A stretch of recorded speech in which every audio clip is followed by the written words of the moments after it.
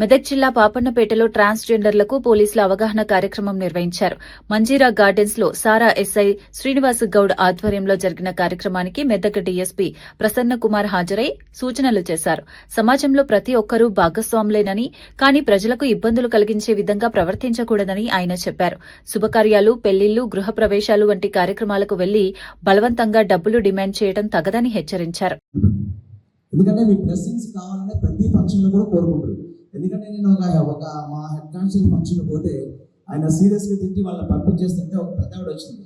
ఎందుకు వాళ్ళు అలా తిడతాను, మంచిగా ఏదో పంపించి పంపిస్తున్నారు అంటే ఏంటంటే ప్రతి ఒక్కరు దృష్టిలో ఎలా ఉంటుందంటే మంచిగానే పంపించాలని ఉద్దేశం ఉంటుంది మిమ్మల్ని. మీతో తిట్టించుకునే వాళ్ళు మాత్రం ఏ ఫంక్షన్ చేసుకునే కూడా అనుకోరు. ఎందుకంటే అదొక సెంటిమెంట్ అది.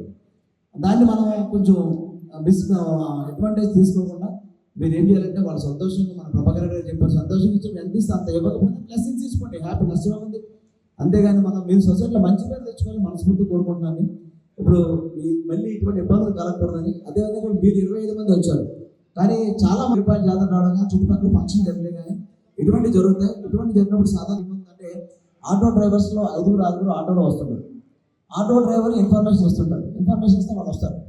అటువంటి సందర్భాలు ఈసారి మాకు వస్తే ఏంటంటే కంపల్సరీ ఆటో డ్రైవర్ మీద కేసు ఉంటుంది, ఆటో కూడా సీజర్ కేసు ఉంటుంది. అందువల్ల ఎందుకంటే ఈ ఆటో డ్రైవర్లు ఇన్ఫర్మేషన్ ఇచ్చుకుంటే ఎందుకంటే వాళ్ళకి అమౌంట్ ఎక్కువ ఇస్తారు కాబట్టి వాళ్ళకి ఇన్ఫర్మేషన్ ఇవ్వడానికి జరుగుతుంది. ఎంటర్టైన్ చేయాలి, మీరు మంచి ఏమి చేయకపోయేసరికి పబ్లిక్గా రిమోట్ అయి కొట్టే పరిస్థితి వచ్చింది. అందువల్ల ఆ పరిస్థితికి అవకాశం ఇవ్వద్దు. దాదాపు మీరు 5-6 పోతారు, అక్కడ 200-300 మంది ఉంటారు. అటువంటి ప్రాబ్లం ఎందుకంటే కేసెస్ బుక్ చేసే ముందు ఒకసారి